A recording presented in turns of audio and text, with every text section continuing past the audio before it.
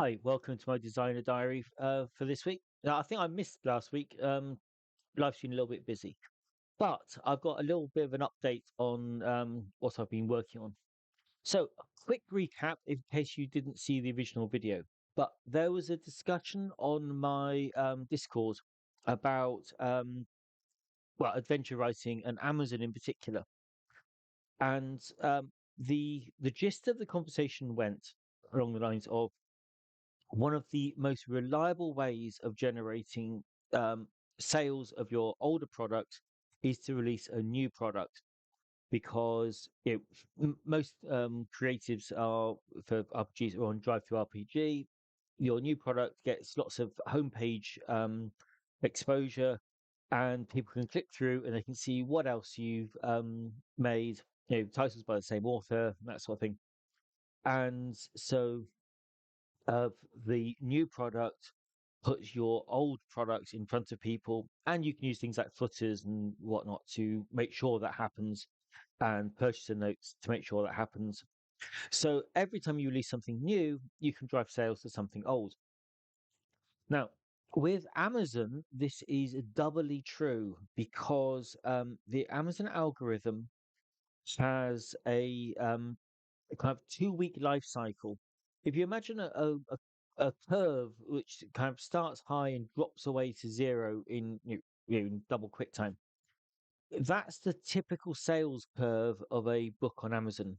Sales when it's brand new, and then tailing away to almost nothing. Now, what the algorithm looks for is products that buck that trend. So you've got about 2 weeks in which to, well, just like maybe 3 weeks in which to prove that you are not something that's going to die away to nothing. And so the way you can do this is by releasing something new within that 3 week period, ideally at 2 weeks. So your new thing generates some interest in your old thing because you can see other titles by the same author, or you can even mention them in uh, your product page, and you can set up series. So there's a kind of a series link. So the first thing sells, drops away to almost nothing. You then drop another title which links to the first title, and so that gets a spike when it's new, and it gets a little blip on the original title within the 2 weeks, which makes Amazon think, oh well, that's still selling. So it might not be completely dead. And then 2 weeks later, you release another title, and so you that gets a peak of sales. But your title number one and title number two also gets a little blip of sales, which means that Amazon sees the first title have its normal curve, then a little uptick in sales, and then another a little uptick in sales, and so you're starting to show that you've kind of got some long-term sales potential. And the second title also gets that second 2 week little jump in sales as well. And so you carry on. And that's the basic argument. Now, this is a SEO website, or taken from an SEO website about the Amazon algorithm. And it's these two highlighted points which we are using. The first is by doing regular releases, you are increasing the depth and breadth of your inventory. You can do different adventure. Let's talk about adventure writing. You can do different adventures in different locations, different levels. So within your niche, you are achieving this depth and breadth of inventory, and having a broad array of products within your field. Um, and so you get more people. Either you get some people buying more products, or you get different Amazon users that are into whichever game you're writing for, that are picking up different titles.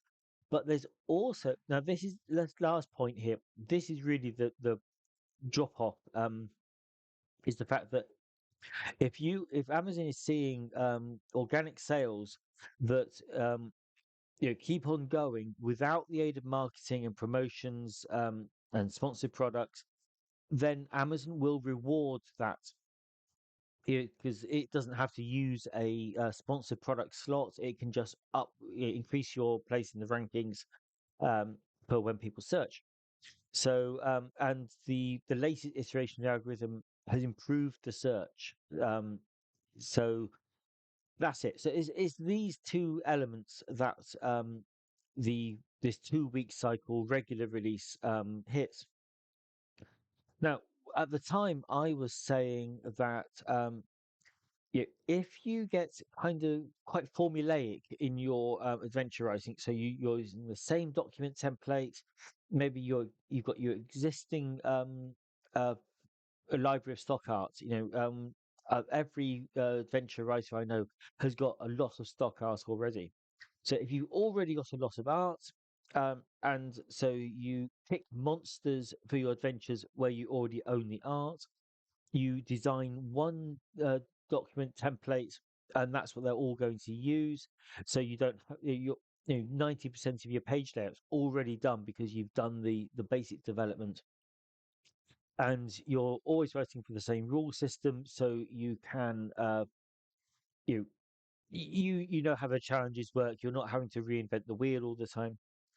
I think that you can write adventures in, say, a few tens of hours. When I was doing Dungeon World, I got them down to about 4 hours because everything was so similar. Um, not the adventures weren't similar, but my template was there. I knew what I was going to write, how I was going to write it, and which format, where I was going to put the stat blocks, all of that sort of thing was predefined. All I had to write was the really cool adventure fun bit in the middle. And if you can get to that kind of level of achievement, of being comfortable with your adventures, then you know all the adventures get quicker to write. Now, I don't think you can. Well, I personally don't think I could be doing this week in week out constantly. So what I said, what you could do is you could write the adventures and stockpile them, because if you're looking for a 2 weekly cycle, that's 26 adventures you have to have for 1 year. And you probably want to keep this up for more than a year. Um, so it's all about stockpiling. And the first adventure the ones I wrote took probably all in under 30 hours. Okay, so nearer 20 hours, but certainly less than 30. Now, I've since done a second one, and that one did come in, it dipped in at just under uh, 20 hours. So I've got quicker, but again, I could reuse the layout. I've got better resources. Um, I know where my maps are coming from, and I've started to create my own setting. It's a fancy city, and the second adventure took place in the same slum region in the same city, so they can kind of follow on from each other if you wanted, or they're both standalone but can link together. So a lot of my groundwork had been done, and the adventure got quicker. I have also bought up some of these are Road Genius Pathfinder adventures, and from those I picked up some structural tips, and uh, yeah, that was the last one I was looking at. So if I just bring that across a second. Um, so they're nice looking, but let's turn the zoom down so you can see more of the page. Yeah. So my adventures are about the same size in page count. Um, Now I don't use a huge amount of art, but again, I'm going to start to adopt this kind of act format. Um, so that works quite well. The box text is quite simple. The whole layout is actually quite simple, and I can easily emulate something like this using my existing template.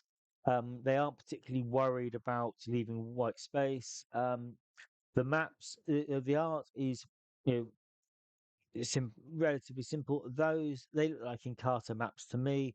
I can, if you're comfortable with mapping software, then you could easily make those yourself. Um, these are there's a few of these which are very stylistic. Um, so I don't think you'd find that as stock art very easily, but you could probably make it. You grab something looks kind of bit Art Deco-y border. You get some line art from stock art. Choose a font, and you could build something like that pretty easily. Um, they've got a style of stat block, which the nice short stat blocks, so that I could easily do that. So I could so uh, so these you see then they're all of a style, but they're not identical. Lots of white space. They haven't bothered to try and fill with art. Now, I can certainly copy, not copy the adventures start, but I can borrow some nice layout tips from this to make mine look better. Now, towards the end here, um, you see they haven't included the full stat blocks, just the OGL at the back. Um, I put the monster stat blocks in there because I'm using OGL monsters, soon to be orc, I assume. So yeah, all I so that is a full stat block, just put in a column of format. So yes, I'm borrowing good ideas from these adventures, and I like the way they use the skills. So my next adventure from number 3 onwards will adopt more of these kind of rogue genius ideas. So this project is still ongoing. I am getting quicker, and the adventures are getting better. So that's really what I'm kind of working on at the moment. With you know, my usual stuff in the background. I've got another Kickstarter that is just waiting for approval. I was hoping it would have been approved yesterday. That will go into pre-launch for going live in April, and I've got another Kickstarter where the book is written, but I need to create some art for it, and that will be May. So lots of ongoing projects. I've just fulfilled my last Kickstarter. So the Kickstarter side of things, well, wanted to do kind of monthly turnover of Kickstarters. That's still ongoing. That's still working. Um, my solo rules, still making those, still putting them out. And I've got these adventures which I'm going to try and stockpile. Again, want to get them well under 10 hours, or preferably under, say, getting towards sort of 6 would be quite cool. So that is ongoing. So that was a whirlwind kind of catch up on what the project was and where I'm at. And yeah, so again, I spent a little bit of money buying in some more assets, but then that's not really a problem. My first one cost $6, I think, and my second one cost $6. So I don't really need to earn that much to be in profit. Okay, thank you very much for watching. That's my uh, diary for the week. Thank you.